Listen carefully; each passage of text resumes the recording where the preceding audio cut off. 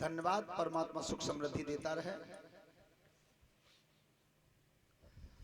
उसी समय आज महाराज जब रानी को लेकर के निकल के चले तो रास्ता में तिराए पे थे। एकदम रानी ने कही महाराज जब जब तुम जाते हो तो जाई रास्ता को जाता हो, आज इतने चले। जो दूसरी तब उंगली पड़ी महाराज के धक्का लगा कहना ना इतने तो दास और दासी लेते हैं ना महाराज जाई लो चलो। सो और दिना तो महाराज चलते हैं आगे और रानी चलती पीछे। आ रानी पड़ गई अकेला और राजा रह गए पीछे। अब खींच खिला रही है इतने चलो इतने आ जाओ।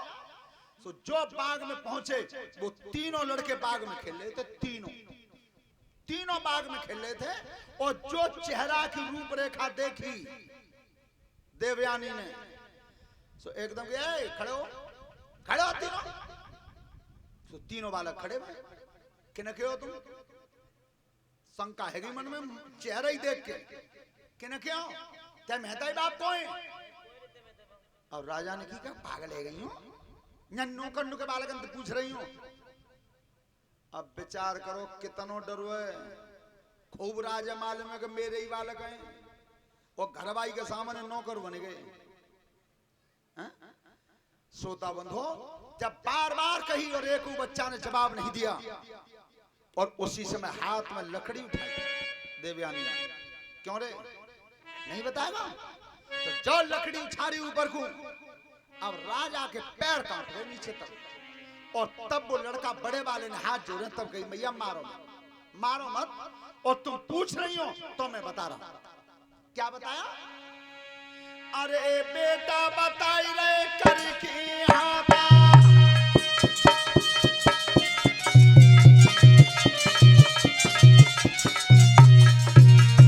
बेटा बताई रे करके हाथा। और जे पिता सर्वश्रेष्ठ माता।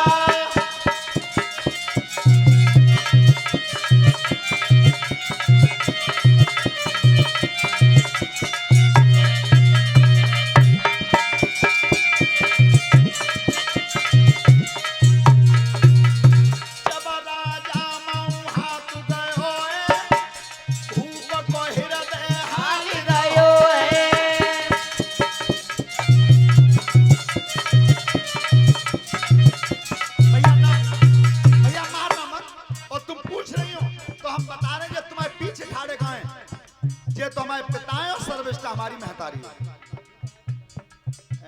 देवयानी ने मुड़ के कही क्या कह रहे हैं बालक।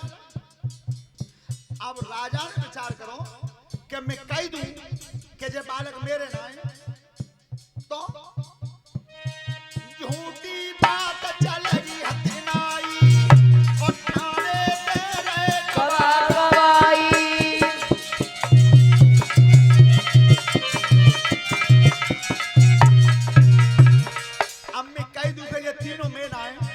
और बे लड़का मोह के मोही बिल्कुल साक्षात गवाही दे रहे हैं कि हमारा बाप। अब राजा ने धरती कुरे दी।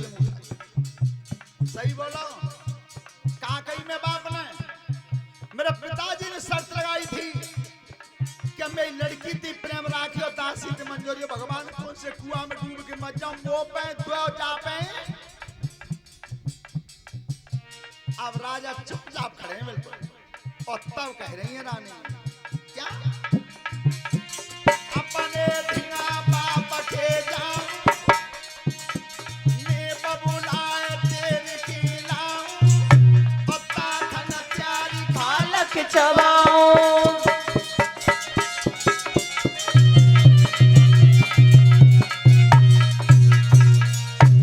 यही रहियो मैं पिताजी बुला लाऊं। तो देखो जी तो तुम्हारी कुनवा में बहंगी तबउई और अबऊ है। पूरे जीवन में सुबह से शाम तक मेहनत करता है। पसीने की कमाई ला करके तुम्हारे लिए भोजन की व्यवस्था करता है घर में। भागवती सिखाती है। और नेक काउदिन कोई व्यवस्था में कमी है लगी और नेक अगर उन्हें एक चांटो मार दो तुरंत ही जितनी मेहनत की जितना तुम पे प्यार किया वो सब तुमने मिट्टी में मिला दिया। 1 मिनट में कह दी असल को तो नहीं रही है कल बाप भैया बुला रही हूं। और कि नकी धमक दैया तिन्ने ब्याह करेगी जेऊ ना पूछी कि तो पे बहन धोती है कि ना है, और वो खुद अपने लिए नहीं बनवाता, तुम्हारे लिए व्यवस्था करता है, लेकिन एक थोड़ी देर में तुम कह देती है। इस बात को सीख के जाओ, इसे सीख के जाओ। पति का स्थान परमेश्वर के स्थान पर होता है तुम्हारे लिए। अगर जाय मानो तो कथा सुन वो है।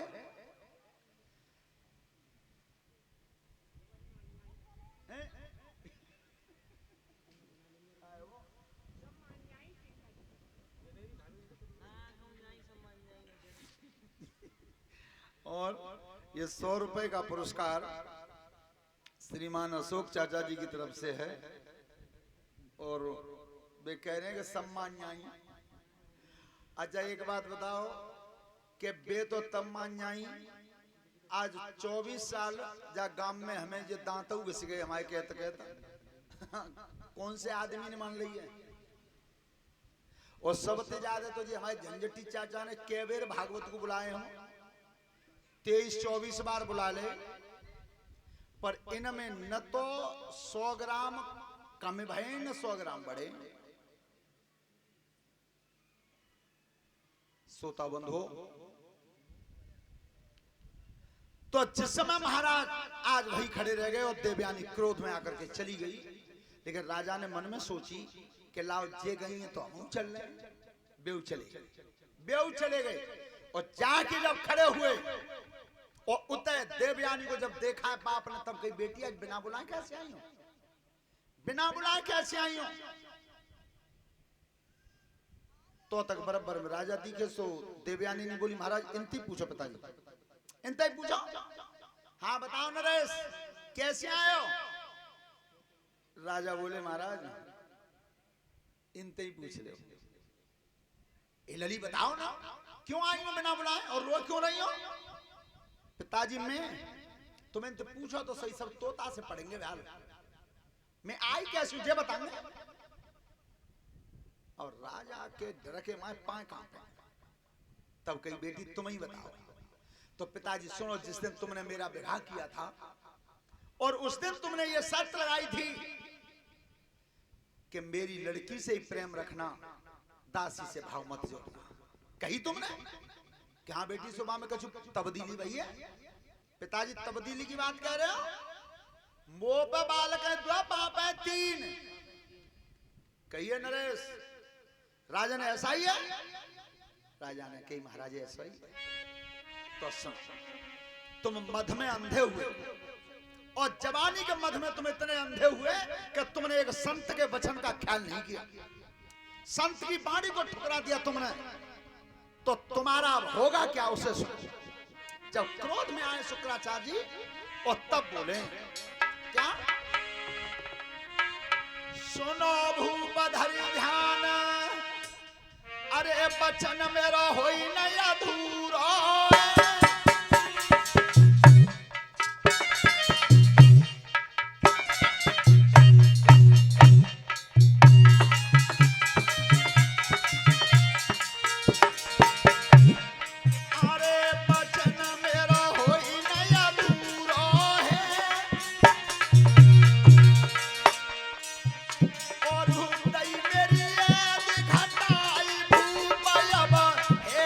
पूरा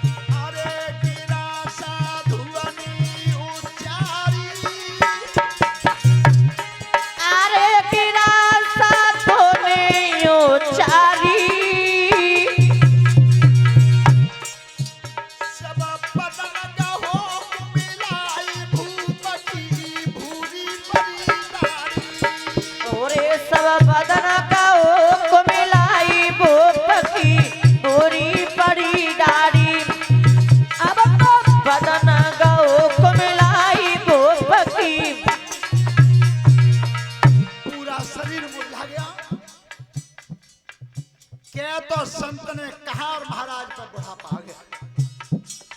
सोता बंधु, उसी से मैं राजा ने दोनों हाथ जोड़े, प्रभु गलती हो गई, उस गलती के लिए मैं तुमसे क्षमा चाहता हूं, लेकिन क्या कोई ऐसा प्रयास हो सकता है क्या मैं फिर जवान हो जाऊं? ध्यान रखना, मैंने कल भी बताया था कि वो संत कहा था दया ना आई, दया आई। महाराज ऐसा हो तो सकता है, पर तुम्हें एक कर्म करना होगा। कौन सा? बेटा पांच जने तुम नगरी, उन पांचों कूले बुलाई, जो कोई बेटा दे जवानी, तुम कूदे में तरुण बनाई, चार बदन पे चढ़े जवानी, बेटा तन बुढ़ा हे जाई।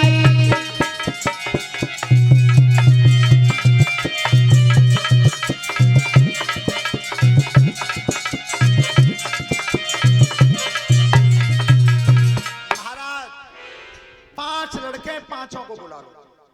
अगर कोई बेटा तुम्हें जवानी देने को तैयार हो जाए तो मैं तुम्हें जवान बना दूंगा, लेकिन लड़का बूढ़ा हो जाएगा। आज पांचों लड़के बुलाए, उनमें तीन बिना नाम के उनके नाम रखे गए, अनहु, दुहु और पुरु। ये तीन नाम रखे गए और यदु और तुर्वसु रानी के ही थे। आज महाराज ने सबसे पहले यदु से पूछा कि तुम अपनी जवानी दे दो, लेकिन उस पुत्र ने मना कर दी। तुर्वसु ने मना कर दी, अनहु और दुहु इन्होंने भी मना कर दी कि हम अपनी जवानी नहीं देंगे। जो पांचवा बेटा था पुरु, उसने हामी भर दी।